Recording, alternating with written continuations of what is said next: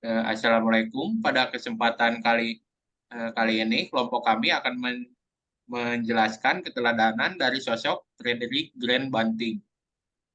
Pertama-tama, kelompok kami beranggotakan dua orang, yaitu saya dan juga Raihan Akila. Udah mulai kan?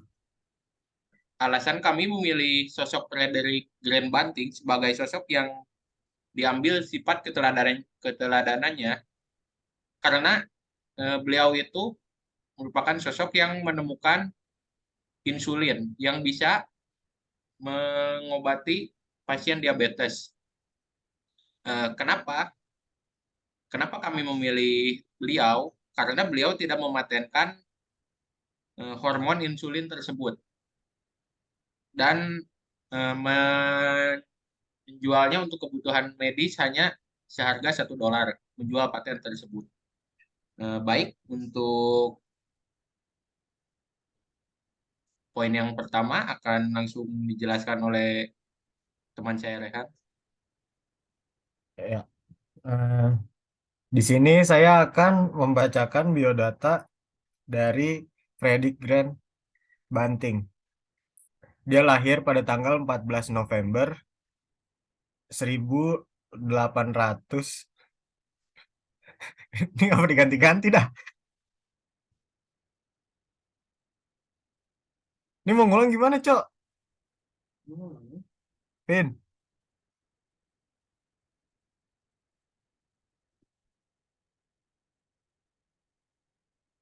mau lanjut, Vin? Vin? Lanjut aja. Oke, oke.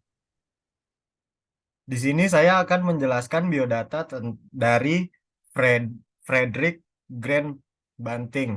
Dia lahir pada tanggal 14 November 1891 di Alliston, Kanada. Dia adalah anak bungsu dari 5 bersaudara dari William Thomson Banting dan Margaret Grant. Dididik di sekolah umum dan menengah di Alliston. Dia kemudian pergi ke Universitas Toronto untuk mempelajari keilahian, tetapi segera dipindahkan ke studi kedokteran. Selanjutnya adalah proses penemuan insulin. Saat itu, Banting menggunakan 10 ekor anjing untuk dijadikan sebagai hewan percobaan. Dia melakukan pengikatan terhadap kelenjar pankreas anjing-anjing itu dan lalu ditunggu hingga 6 sampai 8 minggu. Setelah itu, dia mengambil pankreas hewan-hewan tersebut dan melakukan pengekstrakan terhadap pankreas. Namun sayang, percobaan itu gagal. Beberapa anjing berakhir mati karena infeksi. Setelah itu, Banting terus melakukan percobaan yang didukung sepenuhnya oleh profesornya. Dia diizinkan untuk menggunakan seluruh labnya untuk keperluan memproduksi insulin. Insulin terus berkembang. Pada awalnya, insulin yang diproduksi menggunakan pankreas sapi atau babi yang diekstrak.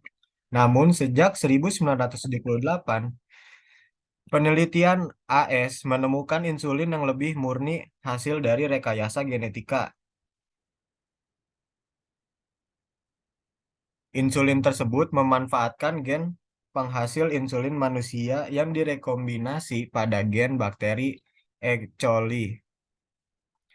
Cara ini membuat insulin lebih murni dan lebih cepat dalam masa pada produksinya. Insulin juga dibuat secara semisintetik sehingga dapat mengurangi imunogenitas dan luka bekas suntikan. Awalnya, insulin hanya bekerja dalam jangka waktu yang pendek, lalu bermasa kerja panjang. Selain itu, jarum suntik insulin diciptakan lebih praktis dan mudah dibawa atau digunakan. Yang kedua, pasien pertama yang menerima suntikan insulin adalah bernama Leonard Thompson saat berusia 14 tahun. Diketahui Leonard Thompson menderita diabetes tipe 1. Selanjutnya adalah riwayat hidup. Pada tahun 1916, ia mengambil gelar MB, gelar dan sekaligus bergabung dengan Korps Medis Angkatan Darat Kanada dan bertugas selama Perang Dunia Pertama di Prancis. Pada tahun 1918, dia terluka di pertempuran Cambrai. Dan pada tahun 1919, dia dianugerahi salib militer untuk kepahlawanan di bawah tembakan. Ketika perang berakhir pada tahun 1919, Banting kembali ke Kanada dan untuk waktu yang singkat menjadi praktisi medis di London, Ontario. Dia belajar kedokteran ortopedi dan selama tahun 1919 sampai 1920, residen ahli bedah di Rumah Sakit Anak Sakit Toronto. Dari tahun 1920 sampai 1921, dia mengajar paruh waktu di bidang ortopedi di University of Western Ontario di London, Kanada. Selain praktik umumnya, dan dari tahun 1921 sampai 1922, dia menjadi dosen farmakologi di Universitas Toronto. Pada tahun 1922, dia dianugerahi gelar MD bersama dengan medali emas. Namun, sebelumnya, Banting sangat tertarik dengan diabetes. Karya naunya Minkowski, Opie, Schaeffer, dan lainnya telah mengindikasikan bahwa diabetes disebabkan oleh kekurangan hormon protein yang disekresikan oleh pulau Langerhans di pankreas. Untuk hormon ini, Schaeffer memberi nama insulin dan seharusnya insulin mengontrol metabolisme gula, sehingga kekurangannya menyebabkan akumulasi gula dalam darah dan eksersi. Kelebihan gula dalam urin upaya untuk memasuk insulin yang hilang dengan memberi makanan pasien dengan pankreas segar atau mengekstraknya telah gagal. Mungkin karena protein insulin di dalamnya telah dihancurkan oleh enzim proteolitik pankreas. Oleh karena itu, masalahnya adalah bagaimana mengekstraksi insulin dari pankreas sebelum dihancurkan. Sementara dia mempertimbangkan masalah ini, Banting membaca dalam sebuah jurnal medis sebuah artikel oleh Moses Baron yang menunjukkan bahwa ketika saluran pankreas secara eksperimental ditutup dengan pengikat sel-sel pankreas yang mengeluarkan tripsin merosot, tetapi pulau Langerhans mengalami degenerasi tetap utuh. Hal ini menyarankan kepada Banting gagasan bahwa ligasi saluran pankreas akan dengan menghancurkan sel-sel yang mengeluarkan tripsin, menghindari penghancuran insulin sehingga setelah waktu yang cukup telah diizinkan untuk digenerasi sel-sel yang mensekresi tripsin. Insulin mungkin diekstraksi dari pulau utuh Langerhans. Bertekad untuk menyelidiki kemungkinan ini, Banting mendiskusikan dengan berbagai orang, di antaranya adalah JJR McLeod, profesor fisiologi di Universitas Toronto. Dan McLeod memberinya fasilitas untuk pekerjaan eksperimental atasnya. Charles Best, seorang mahasiswa di kedokteran, ditunjuk sebagai asisten Banting, dan bersama-sama Banting dan Best memulai pekerjaan yang mengarah pada penemuan insulin. Pada tahun 1922, Banting diangkat menjadi demonstran senior dalam kedokteran di Universitas Toronto. Dan pada tahun 1923, ia terpilih menjadi Banting dan ketua riset medis terbaik yang telah diberikan oleh Badan Legislatif Provinsi Ontario. Dia juga ditunjuk sebagai dokter konsultan kehormatan di Rumah Sakit Umum Toronto, Rumah Sakit Anak, dan Rumah Sakit Barat Toronto. Banting dan Base insulit. Banting menangani masalah silikosis, kanker, mekanisme tenggelam, dan cara menangkalnya. Selama Perang Dunia Kedua, dia menjadi sangat tertarik pada masalah yang berhubungan dengan penerbangan seperti pemadaman listrik. Selain gelar kedokterannya, Banting juga memperoleh pada tahun 1923 LLD gelar Ratu dan DSC derajat Toronto.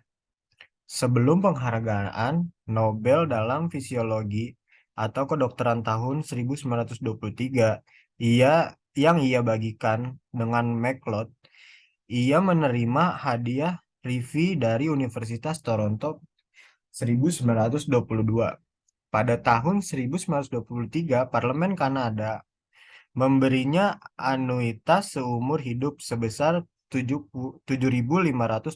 Pada tahun 1928, Banting memberikan kuliah Kamerun di Edinburgh. Dia ditunjuk sebagai anggota dari banyak akademi dan perkumpulan medis di negaranya dan di luar negeri, termasuk Perhimpunan Fisiologis Inggris dan Amerika dan Perhimpunan Farmakologi Amerika. Dia gelar kebangsawanan pada tahun 1934.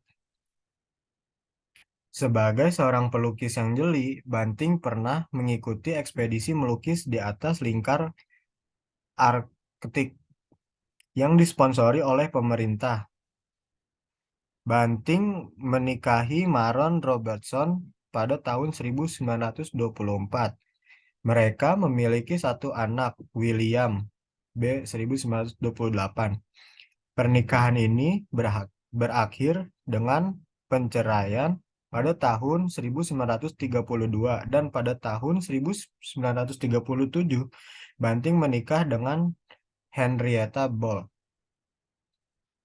Saat Perang Dunia Kedua pecah, dia menjabat sebagai petugas penghubung antara layanan medis Inggris dan Amerika Utara, dan saat terlibat dia pada Februari 1941 tewas dalam bencana udara di Newfoundland. Ya, sekian dari saya. Baik, untuk materi selanjutnya yaitu sifat yang bisa diteladani akan dijelaskan oleh saya. Sifat yang bisa diteladani. Satu, kemauan keras dan tekad yang kuat dalam mengejar penemuan insulin. Kemauan keras dan tekad yang kuat merupakan sifat yang sangat penting dalam mencapai sukses dalam hidup. Dalam hal ini, seseorang yang memiliki kemauan keras dan tekad yang kuat akan lebih mampu mengatasi kesulitan dan mengejar tujuannya dengan usaha yang keras. Hal ini dikarenakan ketika seseorang memiliki kemauan yang kuat untuk mencapai sesuatu, ia akan lebih fokus dan terfokus pada tujuannya, sehingga ia dapat menemukan cara-cara untuk mengatasi masalah yang ada. Selain itu, kemauan keras dan tekad yang kuat dapat menciptakan hasil yang positif. Ketika seseorang berhasil mencapai tujuannya dengan usaha yang keras, ia akan merasa percaya diri dan yakin dalam diri sendiri. Kemauan keras dan tekad yang kuat juga dapat menumbuhkan kedisiplinan diri. Seseorang yang memiliki kemauan keras dan tekad yang kuat akan lebih fokus dan teratur dalam mengejar tujuannya, sehingga ia akan lebih mudah mencapai tujuannya.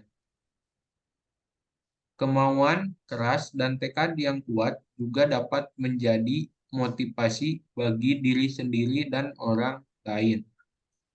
Seseorang yang memiliki kemauan keras dan tekad yang kuat akan dapat menjadi teladan bagi orang lain dan membantu mereka untuk mencapai tujuannya.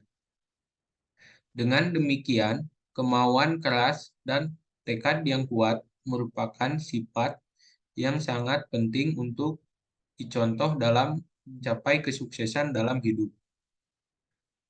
2. Kemampuan untuk bekerja keras dan kerjasama dengan rekan-rekannya dalam penelitian. Kemampuan untuk bekerja keras dan kerjasama merupakan sifat yang sangat penting dalam mencapai sukses dalam berbagai bidang. Dalam hal ini, seseorang yang mampu bekerja keras dan bekerja sama dengan rekan-rekannya akan lebih mampu mencapai tujuannya dengan efektif dan efisien. Bekerja keras sendiri akan membantu seseorang untuk memperoleh hasil yang optimal dalam mengejar tujuannya.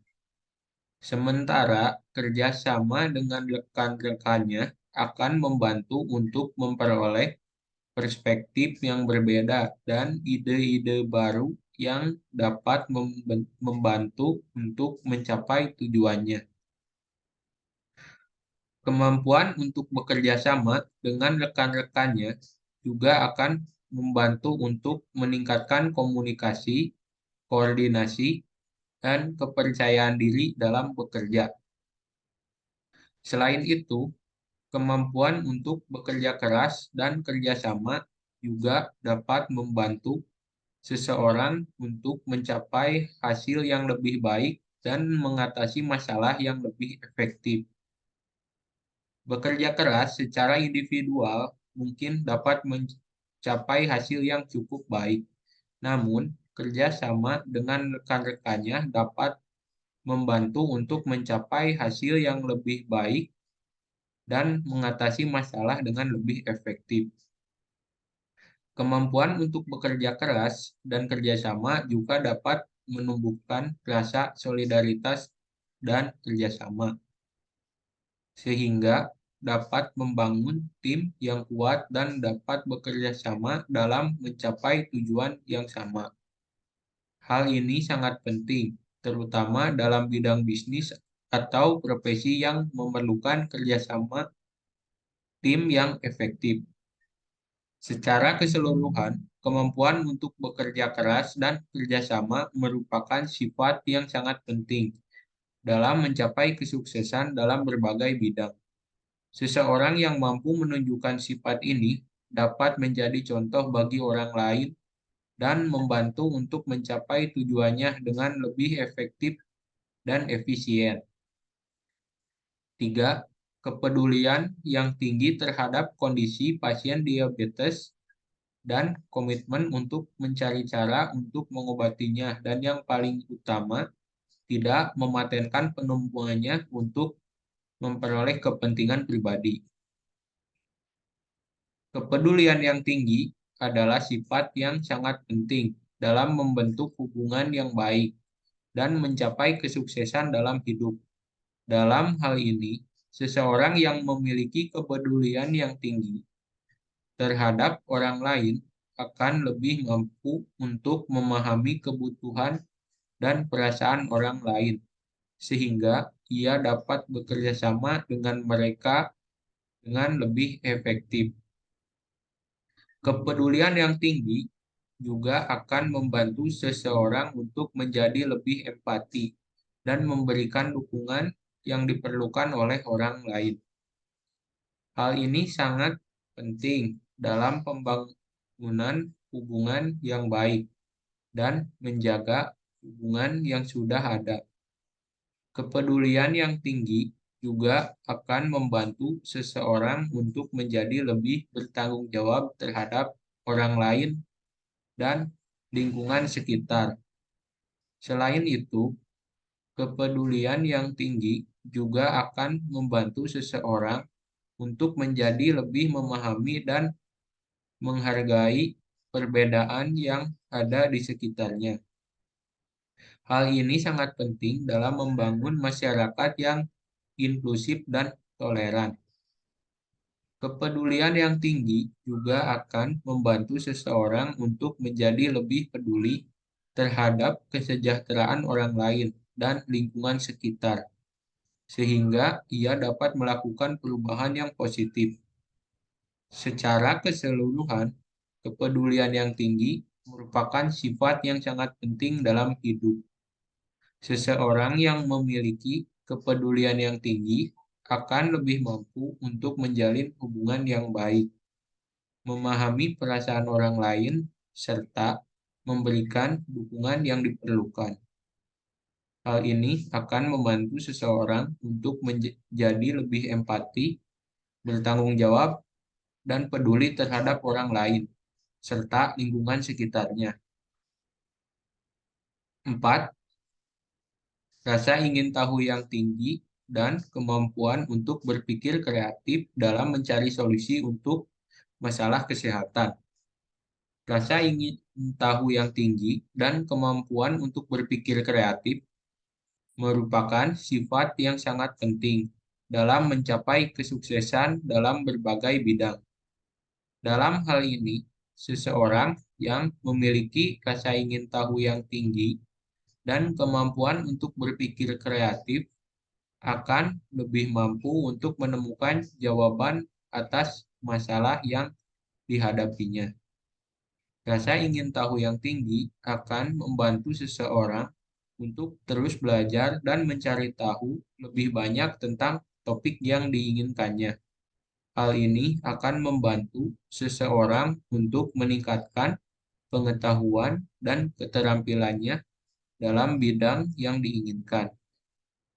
Kemampuan untuk berpikir kreatif akan membantu seseorang untuk menemukan solusi yang inovatif dan out of the box dalam mengatasi masalah. Selain itu, rasa ingin tahu yang tinggi dan kemampuan untuk berpikir kreatif juga akan membantu seseorang untuk menjadi lebih adaptif dan siap menghadapi perubahan. Hal ini sangat penting dalam dunia yang selalu berubah dan menuntut seseorang untuk terus belajar dan beradaptasi dengan perubahan yang ada. Rasa ingin tahu yang tinggi dan kemampuan untuk berpikir kreatif juga dapat menjadi motor dari inovasi yang memungkinkan seseorang untuk menciptakan sesuatu yang baru dan memberikan manfaat bagi orang lain. Secara keseluruhan, rasa ingin tahu yang tinggi dan kemampuan untuk berpikir kreatif merupakan sifat yang sangat penting dalam hidup. Seseorang yang memiliki sifat ini akan lebih mampu untuk menemukan jawaban atas masalah yang dihadapinya, meningkatkan pengetahuan dan keterampilannya, serta menemukan solusi yang inovatif dan adaptif dalam menghadapi perubahan. Dan yang terakhir, integritas dan etika dalam mengejar penemuan insulin, termasuk dalam hal pengakuan atas kontribusi rekan-rekannya dalam penelitian. Integritas dan etika merupakan sifat yang sangat penting dalam mencapai kesuksesan dalam berbagai bidang, termasuk dalam profesi dan bisnis. Seseorang yang memiliki integritas dan etika yang kuat akan lebih dipercayai dan dihormati oleh rekan-rekannya dan masyarakat. Integritas sendiri merupakan sifat yang membuat seseorang bertindak sesuai dengan prinsip-prinsip moral yang baik dan menjaga konsistensi antara perkataan dan tindakan. Sementara etika merupakan sistem nilai yang menentukan tindakan yang baik atau buruk. Memiliki integritas dan etika yang kuat akan membuat seseorang dapat menjaga standar moral yang tinggi dan menghormati norma-norma sosial yang berlaku. Selain itu, integritas dan etika yang kuat akan membantu seseorang untuk membuat keputusan yang baik dan jujur dalam situasi yang sulit. Hal ini sangat penting dalam berbagai bidang, termasuk dalam profesi dan bisnis, di mana seseorang harus bertindak dengan jujur dan tidak merugikan orang lain. Integritas dan etika yang kuat juga dapat membuat seseorang dapat bertanggung jawab atas tindakannya dan menjaga reputasi yang baik. Secara keseluruhan, integritas dan etika merupakan sifat yang sangat penting dalam hidup. Seseorang yang memiliki integritas dan etika yang kuat akan dipercayai dan dihormati oleh rekan-rekannya dan masyarakat, serta dapat membuat keputusan yang baik dan jujur dalam situasi yang sulit. Hal ini akan membuat seseorang dapat bertanggung jawab atas tindakannya dan menjaga reputasi yang baik. Eh, itu saja yang bisa kelompok kami sampaikan. Semoga bermanfaat. Semoga bisa menjadi bermanfaat. Billahi taufiq wal hidayah. Wassalamualaikum warahmatullahi wabarakatuh.